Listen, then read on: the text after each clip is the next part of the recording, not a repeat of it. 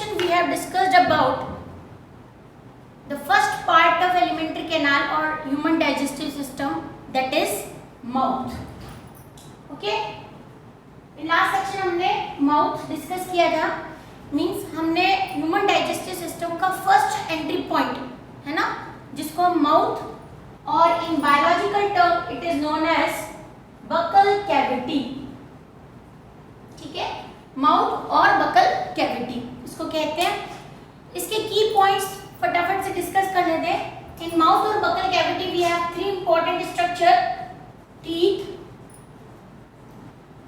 Tongue and salivary glands. ठीक है, salivary glands, teeth for chewing and biting the food, और it will break the food into small pieces. ठीक है, ताकि उसका जो प्रोसेस है न्यूट्रिशन डाइजेशन का वो इजी हो जाए. To facilitate the next process, teeth chew और bite the food particles. Then tongue, very important. इसका फंक्शन क्या है? इसका प्राइमरी जो फंक्शन है that is mixing of saliva with food. Okay, इसका प्राइमरी फंक्शन होता है, जैसे हम स्पैचुला या किसी स्पून को मिक्स करने के लिए हम यूज करते हैं, ऐसे ही टंग फूड को सलाइवा के साथ मिक्स करने का फंक्शन करता है. टेस्ट द फूड, तो टंग के दो प्राइमरी फंक्शन हो गए.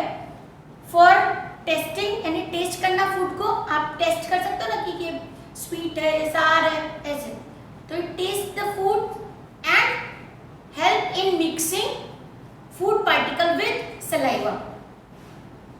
Next is salivary glands. Salivary glands secretes saliva. Very important, मैंने बताया था आपको कि in mouth there is secretion or mucus like structure which is secreted by salivary gland. Mouth के अंदर salivary gland जो होती है वो एक secretion करती है जिसको saliva कहते हैं. saliva के function क्या क्या होते हैं?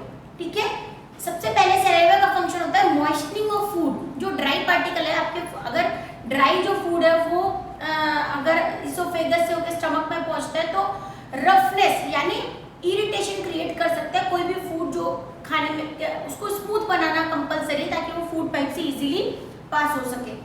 तो इट मॉइस्चन द फूड, पहला उसका फंक्शन हो गया. सेकेंड इसका मैंने आपको बता दिया है फंक्शन होता है important, digestion of starch with the help of amylase enzyme. Amylase enzyme starch को माल्टोज में कन्वर्ट करता है. स्टार्च एक कॉम्प्लिकेटेड कार्बोहाइड्रेट है जिसको वो माल्टोज यानी सिंपल शुगर में कन्वर्ट कर देता है प्राइमरीली. पूरा डाइजेशन नहीं है ना, तो थोड़ा सा स्टार्च जो है वो माउथ के अंदर ही डाइजेशन स्टार्ट हो जाता है. तो it is understood that digestion in human being starts with mouth. ठीक है, माउथ में ही डाइजेशन स्टार्ट हो जाता है. इसीलिए हमको माउथ में प्रॉपर टाइम तक फूड रखना चाहिए.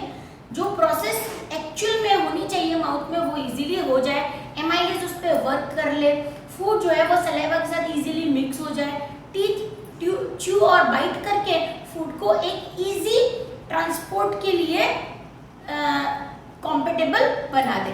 ठीक है, अब आते हैं ईसोफेगस या फूड पाइप. इसका मैंने इंट्रोडक्शन आपको दिया था. Food pipe and wind pipe, हमारे जो नेक रीजन होता है उसमें इस तरह से पैरेलल प्रेजेंट होती है. आगे की साइड विंड पाइप होता है जिसको ट्रैकिया कहते हैं, और पीछे की साइड फूड पाइप होता है जिसको ईसोफेगस कहते हैं. ईसोफेगस इज ओनली पासवे, है ना, ये एक सिर्फ पैसेज है फूड को माउथ से स्टमक में पहुंचाने के लिए. वहां पर कोई भी प्रोसेस नहीं होती है, सिर्फ इसका जो इनर लाइनिंग होता है वो इस तरह का होता है, स्मूथ होता है, और फूड को इजीली स्टमक में पहुंचाने का काम करता है. ठीक है, अब जो इंपॉर्टेंट ऑर्गन आता है आपका दैट इज स्टमक. ठीक है, यहाँ हमको पता है कि ये फूड जो है वो स्टमक रीजन में आएगा. अब स्टमक एक इंपॉर्टेंट डाइजेस्टिव ऑर्गन है. यहाँ पर फूड जो है वो फूड का कौन सा पार्ट डाइजेस्ट होता है और कैसे डाइजेस्ट होता है वो हम स्टडी करेंगे. तो दिस इज स्टमक. स्टमक को गैस्ट्रिक रीजन भी बोलते हैं, है ना. स्टमक के एक्चुअल में कुछ पार्ट्स होते हैं जहां पर अलग अलग टाइप का डाइजेशन होता है, लेकिन ये अभी हमारे सिलेबस में नहीं है। हम लोगों को स्टमक में डाइजेशन कैसे होता है और इसमें क्या क्या प्रेजेंट है जिसकी वजह से वो डाइजेशन होता है, वो हमको डिस्कस करना है। तो सबसे पहले स्टमक में 3 टाइप के सिक्रीशन प्रेजेंट होते हैं। हाइड्रोक्लोरिक एसिड, म्यूकस, है ना, hydrochloric acid, mucus and pepsinogen. ठीक है, in stomach there are 3 type of secretion present: hydrochloric acid, mucus and pepsinogen. ठीक है, अब ये क्या क्या होते हैं और इनका फंक्शन क्या होता है वो हमको स्टडी करने का है। सबसे पहले एसिडिटी एक वर्ड हमने सुना हुआ है, बिकॉज बहुत स्ट्रॉन्ग एसिड हमारे स्टमक में प्रेजेंट होता है, दैट इज हाइड्रोक्लोरिक एसिड। इसको क्या बोलते हैं? HCl को हाइड्रोक्लोरिक एसिड। ये बहुत ज्यादा स्ट्रॉन्ग एसिड होता है ना। फिर म्यूकस, ये जो एसिड है, सपोज करो आप इतना स्ट्रॉन्ग एसिड है कि जिससे स्किन बर्न हो जाती है, तो ये जो एसिड है वो अगर स्टमक के अंदर प्रेजेंट होता है तो क्या स्टमक को हार्म नहीं कर सकता? कर सकता है। स्टमक में बहुत ज्यादा बर्निंग सेंसेशन कर सकता है। इसीलिए स्टमक की जो अंदर की लाइनिंग होती है, इसके ऊपर एक थिक म्यूकस की लेयर प्रेजेंट होती है। म्यूकस एक टाइप का फ्लूइड है जो स्टमक की वॉल को इस HCl से प्रिवेंट करता है। ठीक है, म्यूकस एक टाइप का सिक्रीशन है जो म्यूकस ग्लैंड से सिक्रीट होता है और वो एक टाइप का फ्लूइड है ना। ये फ्लूइड की जो लाइनिंग होती है ये स्टमक की इनर वॉल पे प्रेजेंट होती है और एसिड जो है वो स्टमक के अंदर भरा हुआ है। अगर सपोज करो ये एसिड इस वॉल तक पहुंच जाए तो डैमेज कर सकता है, बहुत सीवियर डैमेज कर सकता है। तो इसको प्रिवेंट करने के लिए ये म्यूकस का लेयर जो होता है वो एक शील्ड की तरह वर्क करता है। ओके, क्योंकि जब भी हम खाना खाएंगे एसिड फॉर्म होना स्टार्ट हो जाएगा और एसिड रखा हुआ भी होता है। तो जो एसिड है वो फूड पे वर्क करता है। क्या वर्क करता है वो भी हमको देखने का है। तो हाइड्रोक्लोरिक एसिड है, स्ट्रॉन्ग एसिड है जो स्टमक में प्रेजेंट होता है। फिर उसके बाद म्यूकस का फंक्शन समझ में आ गया। इट प्रिवेंट्स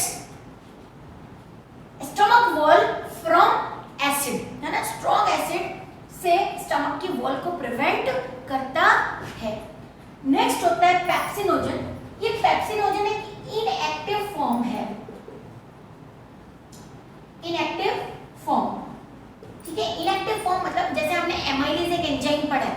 एमाइलेज का फंक्शन क्या होता है? स्टार्च को माल्टोज में कन्वर्ट करना, है ना। तो ये एक जो एंजाइम है उसकी इनएक्टिव फॉर्म है। स्टमक के अंदर ये पेप्सिनोजन एक्टिव फॉर्म यानी पेप्सिन में कन्वर्ट हो जाता है। पेप्सिन क्या हो गया? एक्टिव फॉर्म हो गया और ये एक क्या है? एंजाइम है। ठीक है, ये जो प्रोसेस होती है कन्वर्जन की पेप्सिनोजन से पेप्सिन में, ये स्टमक में ही होती है और किसकी प्रेजेंस में होती है? वेरी इंपॉर्टेंट, HCl की प्रेजेंस में। अब the question is why this acid यानी HCl is required in stomach और importance of hydrochloric acid in stomach. जबकि हमको पता है कि बहुत स्ट्रॉन्ग एसिड है, बॉडी और ऑर्गन्स को डैमेज भी करता है। तो ये HCl हमारी बॉडी के लिए यानी हमारे फूड डाइजेस्टिव सिस्टम के लिए क्यों इंपॉर्टेंट है? So very important functions of HCl और hydrochloric acid in stomach is, first function आपने देखा क्या है? Acid provides acidic medium, means आप क्या लिखोगे? HCl provide acidic medium for conversion of pepsinogen to pepsin. यानी आपको पेप्सिनोजन में को, ये पेप्सिनोजन इनएक्टिव है ना, उसको एक्टिव फॉर्म में कन्वर्ट करने के लिए एक मीडियम चाहिए जो कैसा होना चाहिए? एसिडिक होना चाहिए। 2 टाइप के केमिकल्स होते हैं देखो नेचर में, एसिडिक और बेसिक, और एक होता है न्यूट्रल, है ना। ये आपको नेक्स्ट चैप्टर में आएगा एसिड बेस एंड सॉल्ट में। लेकिन अभी आपको यहाँ पर ये समझना है कि एसिडिक मीडियम प्रोवाइड करता है जिसकी वजह से पेप्सिन जो होता है वो पेप्सिन में कन्वर्ट हो जाता है। अब कन्वर्ट करने की क्या जरूरत है? क्योंकि ये पेप्सिन जो है वो प्रोटीन प्रोटीन का डाइजेशन करता है। Very important, in protein digestion pepsin is utilised. ठीक है, तो हमने एक एंजाइम देखा एमाइलेज, जो स्टार्च का डाइजेशन करता है, किसमें? माल्टोज में। नेक्स्ट है प्रोटीन। हम तीन न्यूट्रिएंट्स की बात कर रहे हैं, mainly carbohydrate, fats and proteins. तो प्रोटीन का डाइजेशन स्टमक में स्टार्ट हो गया है, लेकिन उसको कौन करता है एंजाइम? उसमें कौन सा फंक्शन करेगा? पेप्सिन, जो किस फॉर्म में रखा रहता है स्टमक में? पेप्सिनोजन के फॉर्म में रखा हुआ रहता है। ठीक है, तो HCl जो एसिड HCl की वजह से जो मीडियम, जो वहां का एटमॉस्फेयर बन गया है, उसकी वजह से ये पेप्सिनोजन पेप्सिन में कन्वर्ट हो जाता है और फिर ये प्रोटीन का डाइजेशन करेगा। ओके, फिर सेकेंड फंक्शन क्या हुआ? Kills bacteria. अगर फूड पार्टिकल्स के साथ कोई हार्मफुल बैक्टीरिया बॉडी के अंदर एंटर कर गए हैं, है ना, फूड के साथ अगर एंटर कर गए हैं, तो वो उन हार्मफुल सब्सटेंसेस यानी बैक्टीरिया को किल करने का काम करता है। ठीक है, आ रहा है समझ में? तो it kills bacteria which are present in the food. तो ये HCl के फंक्शन हो गए, दोनों इंपॉर्टेंट फंक्शन है। तो अगर एसिडिक मीडियम नहीं हो, सपोज करो ये HCl स्टमक में नहीं हो, है ना, तो क्या होगा? पेप्सिनोजन जो है वो पेप्सिन में कन्वर्ट नहीं होगा, और पेप्सिन में कन्वर्ट नहीं होगा तो प्रोटीन का डाइजेशन नहीं होगा, है ना। कुछ अगर एबनॉर्मलिटीज होती है, कुछ मेडिसिन होती है, कुछ ऐसी डिजीज होती है जिसमें प्रोटीन डाइजेस्ट नहीं होता है ना, तो बॉडी में स्पेसिफिक टाइप की डिजीजेस हो सकती है। तो ये दोनों इंपॉर्टेंट फंक्शन हो गए HCl के, provide acidic medium for conversion of inactive pepsinogen into pepsin which helps in digestion of protein, and second it kills bacteria present in the food. Okay, इसका थोड़ा सा और पार्ट जो है वो next chapter acid base salt में आएगा। ये हो गया HCl। Mucus, what is the function of mucus? It prevents stomach wall, it prevents stomach wall from acid. ठीक है, prevents stomach wall from acid. Mucus का फंक्शन हो गया। म्यूकस एक शील्ड यानी प्रोटेक्शन लेयर होता है इनसाइड स्टमक वॉल, जो HCl से उसको बचाएगा। ठीक है, अब कभी कभी आप लोगों ने सुना होगा एसिडिटी हो रही है, बहुत एसिडिटी हो रही है, पेट में जलन हो रही है, बर्निंग सेंसेशन है, बल्जिंग है, मीन्स बहुत ज़्यादा आपको इनडाइजेशन फील होता है खाने में। ऐसा कब होता है वो सुन लो ध्यान से। कभी कभी क्या होता है, बहुत ज़्यादा स्पाइसी या बॉडी को जो सूट नहीं करता ऐसा फूड खाने की वजह से ये जो म्यूकस की लेयर है डैमेज होने लग जाती है। ठीक है, तो डैमेज होने की वजह से ये एसिड जो होता है वो स्टमक की वॉल पे पहुंचने लग जाएगा, बहुत ज़्यादा पहुंचने लग जाएगा, है ना। और सपोज करो किसी रीजन से एक जो स्टमक है पूरा, उसमें थोड़े से प्लेस में जो म्यूकोसा थी यानी म्यूकस की जो लेयर है वो बिल्कुल खत्म हो गई, तो जो पूरा के पूरा एसिड है वो इसकी वॉल को बर्न करेगा, जिससे सीवियर बर्निंग सेंसेशन होता है, और इस डिजीज को अल्सर्स कहते हैं। और अल्सर भी क्योंकि स्टमक में हो रहा है इसलिए इसको क्या बोलते हैं? Peptic ulcers. ठीक है, तो इंपॉर्टेंट है, whenever this acid damages stomach wall, है ना, डैमेजेस स्टमक वॉल और the thickness of mucus is decrease, है ना। जब म्यूकस सीक्रेट नहीं होगा तो जो HCl है वो स्टमक की वॉल तक पहुंच जाएगा और उसकी वॉल को डैमेज करेगा, और जब भी कोई एसिड हमारी स्किन पे या अंदर की लेयर पे लगेगा तो वो बर्निंग सेंसेशन देगा, जिससे उस ऑर्गन में इन्फ्लेमेशन, रेडनेस, है ना, स्वेलिंग, ये सारी सर्कमस्टेंसेस हो जाएंगी। ऐसी डिजीज कंडीशन को पेप्टिक अल्सर्स कहते हैं। तो म्यूकस भी इंपॉर्टेंट हो गया, है ना। और उसके बाद मैंने बताया पेप्सिनोजन। तो व्हाट इज, ये आपकी बुक में पेप्सिनोजन नहीं है, आपकी बुक में डायरेक्ट पेप्सिन दिया हुआ है, लेकिन हमको ऐसे नहीं करना है, हमको pepsinogen 3 secretion found in stomach है, HCl, mucus and pepsinogen. What is pepsinogen? It is inactive form of enzyme pepsin. Pepsin क्या है? एक एंजाइम है, वो क्या फंक्शन करता है? प्रोटीन के डाइजेशन का फंक्शन करता है। तो क्वेश्चन कैसे होंगे इसमें? Short, function of HCl, what is pepsin, which type of food is digested in stomach, तो प्रोटीन का डाइजेशन जो है वो स्टमक में होता है। इतने सारी जो प्रोसेस होती है इसके अंदर, जो स्टमक होता है उसके अंदर जो फूड है वो 3 to 4 आवर्स के ड्यूरेशन तक रहना चाहिए, है ना। ये जो प्रोसेस होगी, पूरी जो प्रोसेस होती है, जब हम खाना खाते हैं तो एसिड सिक्रीशन होने लग जाता है, यानी अब उस एसिड को फंक्शन करना है, स्टमक को एसिडिक मीडियम प्रोवाइड करना है। फिर हम जो फूड खाएंगे उसके अंदर जैसे एसिडिक मीडियम होगा, पेप्सिनोजन पेप्सिन में कन्वर्ट हो जाएगा और प्रोटीन का डाइजेशन स्टार्ट हो जाएगा। तो इस ड्यूरेशन में 3 to 4 आवर्स रहते हैं, यानी जब हम फूड जो आइडियली जो होता है एक फूड से दूसरे फूड, यानी 1 meal to another meal 3 to 4 hours का अगर डिफरेंस होता है तो that is good for our body, है ना। डाइजेशन के लिए अच्छा है कि अगर आप एक खाने के बाद दूसरे 3-4 घंटे तक वेट करते हो, स्टमक को अपना फंक्शन करने देते हो, तो आपके डाइजेशन के लिए वो अच्छा है। कंटिन्यू खाने की वजह से, जैसे भी विदाउट एनी ब्रेक आप हाफ एन आवर या 1 आवर इसमें खा रहे हो, तो स्टमक को फिर से वो प्रोसेस बार बार करना पड़ता है ना। तो डाइजेस्टिव सिस्टम में जो प्रॉब्लम्स होती है वो इन्हीं रीजंस की वजह से होती है। जैसे हमने माउथ में डिस्कस किया था कि अगर माउथ में तीनों जो ऑर्गन है, टीथ, टंग और सलाइवा, उनका प्रॉपर वर्क करने के लिए टाइम नहीं दोगे, खाना मुंह में लिया और डायरेक्ट स्वेलो, है ना। तो जो माउथ का फंक्शन है वो दूसरे ऑर्गन को करना पड़ेगा, तो दूसरे ऑर्गन के पास अपना खुद का भी फंक्शन है, तो उनके पास वर्कलोड बढ़ जाएगा। जब वर्कलोड बढ़ जाएगा तो एफिशिएंसी क्या हो जाएगी, कम हो जाएगी, ठीक है। तो डाइजेस्टिव सिस्टम के जो डिसऑर्डर्स हैं उसमें एक इंपॉर्टेंट डिसऑर्डर होता है peptic ulcer. The reason is decrease of mucus secretion.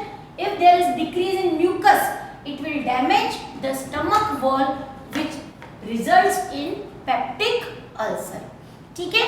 तो ये हो गया आपका important section digestion in stomach. तो माउथ के बाद आप हेडिंग, माउथ में आपने सारे पॉइंट्स लिख लिए, उसके बाद आपने हेडिंग लिखा है इसोफेगस। मैंने आपको बोला है कि आप ये हेडिंग्स में नोट्स बनाओगे, तो माउथ में डाइजेशन, माउथ हेडिंग लिखा, उसमें क्या क्या पॉइंट्स मैंने आपको बता दिए। उसके बाद इसोफेगस, इसोफेगस में आपको एक ही लाइन लिखने की है कि it is food pipe which is present in behind the wind pipe in neck region. It provide और इट फैसिलिटेट द बोलस, जिसको बोलते हैं सलाइवा और फूड का मिक्स जो है, it provides food to reach in the stomach, ठीक है। तो फिर देन आएगा आपका point stomach, okay. So stomach is very important part of digestive system. It has 3 type of secretion, hydrochloric acid, pepsinogen and mucus. इनको secrete करने वाली भी ग्लैंड्स होती हैं जो स्टमक में प्रेजेंट होती हैं, यानी उसमें 3 टाइप की ग्लैंड्स प्रेजेंट होती हैं जो HCl, पेप्सिनोजन और क्या सीक्रेट करती है, म्यूकस, ओके। फिर 1 by 1 इनका तीनों का फंक्शन लिखेंगे।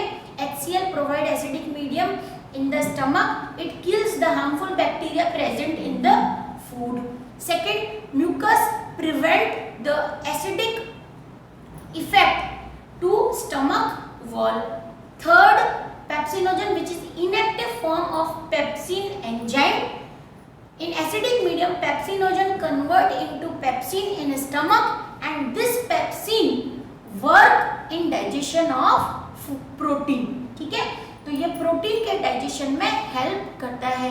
तो which enzyme found in stomach? That is pepsin. Function of pepsin, it digests protein. Okay, what is inactive form of pepsin? तो pepsinogen. Okay, how pepsinogen convert into pepsin? तो it in acidic medium of HCl in stomach, pepsinogen convert into pepsin. Okay, तो जब भी हम food खाएंगे pepsin बनेगा, और pepsin जो है उस फूड में से किसको डाइजेस्ट करेगा, प्रोटीन को।